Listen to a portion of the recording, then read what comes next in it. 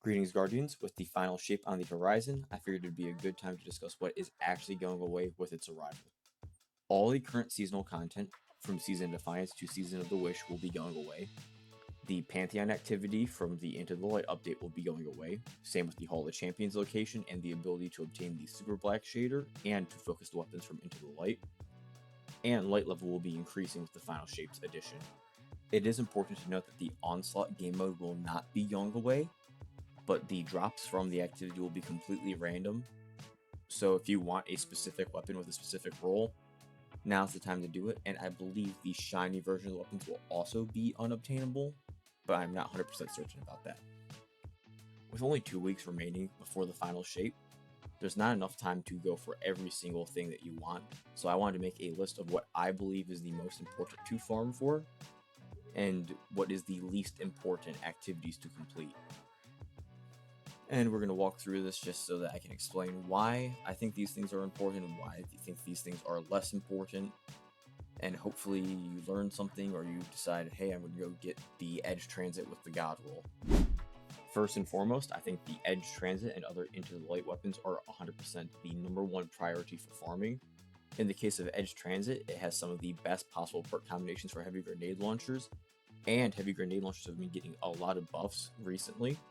Because of this, the Edge Transit is just an astounding weapon that is a ton of fun to use. Some of the perks you should look for in the left column includes Cascade Point, Field Prep, and Auto Loading. Envious Assassin is also good. And perks in the right column, you should look for Bait and Switch, Explosive Light, and Deconstruct. And again, this is not actually going away, but the shiny versions will be. And the shiny weapons will have upgradable perks similar to how Raid Adepts work.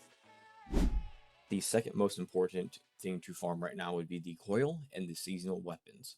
There are multiple seasonal weapons that will become unobtainable with the final shape, some of which are very strong. An example of this is the Scatter Signal Fusion Rifle from the Season of the Wish, with perk combinations such as Envious Assassin and Controlled Burst. It is also important to remember that most seasonal weapons are craftable.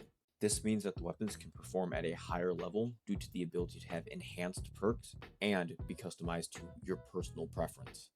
I personally like to collect all of the craftable weapons simply for collection's sake, but some of these weapons might become meta in the future.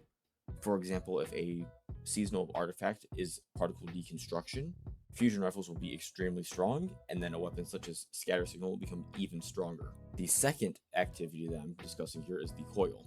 The coil is one of the seasonal activities from Season of the Wish. It can take about an hour to run a full run solo, and about 40 to 50 minutes with a full group of 3 Guardians. The reason why I'm noting it here is because the coil has a guaranteed drop of 2 important resources, Ascendant Alloys and Ascendant Shards, alongside a lot of weapon drops and armor drops from Season of the Wish. This is also a great way to get high stat armor just because of the pure volume of the armor drops, as well as getting the red borders for the weapons from Season of the Wish. The third thing that I would recommend doing is at least attempting the Pantheon activity on the lowest difficulty. The Pantheon activity is rather hard for new players and middle tier players, but the rewards are insanely good. So I would recommend at least attempting to complete the activity for the choice of a raid exotic and to attempt to get a handful of raid drops, which could be very useful in the future. Just know that the activity can take a long time depending on your team and their comfort with raids, especially if you do an LFG. My first attempt with an LFG took about 9 hours. The next recommendation I have is to unlock the Stasis and Strand subclass if you have not done it yet. This one is self-explanatory as we do not know exactly what we'll be facing in the final shape, but the 2 Darkness subclasses are focused on controlling enemies on the battlefield, which could be very helpful. I know personally I like to use Strand when I'm going up against Tormentors that are not boss enemies because you can suspend them, which stops them from being able to move and makes it so that you have an easy time shooting their 2 crit spots before shooting their chest. Fifth recommendation is to stock up on bounties and paraversal troves.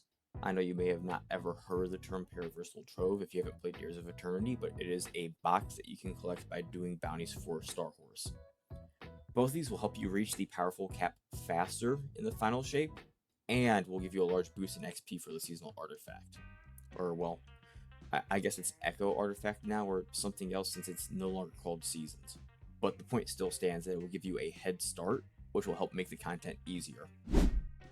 The sixth recommendation is to catch up on the story. While it's not going to be as important for people who only care about the gameplay, but the final shape is going to be the final story expansion in the Light and Darkness saga. Because of this, you will inevitably be lost if you have not played the game since the start, or if you haven't been following the story online.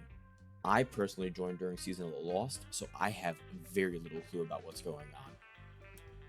So I would recommend watching some lore videos from channels like Bife, or playing the story catch-up missions as you can see on screen, which I didn't even know were added, and they added at some point, and there's only 3 of them, so I hope that's enough for you to catch up. Last and most certainly not least, if you have completed all of these other steps, and you are still playing the game because there's just one last thing you want to get before the season's end, do it as soon as you can, and then take a break. As much fun as Destiny is, there is a limit to how much you will enjoy a game if you play it every single day. Because of this, I would highly recommend playing other games that you don't play as much or that you want to try out. Burnout is a real problem, and it's not too uncommon for games such as Destiny 2, in which you are required to play almost every day. I personally have been playing a lot of Hades 2, which is a very fun game made by Supergiant Games. Once again, this is just my own personal checklist on what I think is important. What you think is important might be different, and your priorities might be different, but I figured it's good that new players and mid-game players who don't play every day at least have a checklist of what could be valuable to them in the future. And if you like the video, like, comment, sub, all that good jazz that YouTubers say, and happy hunting out there.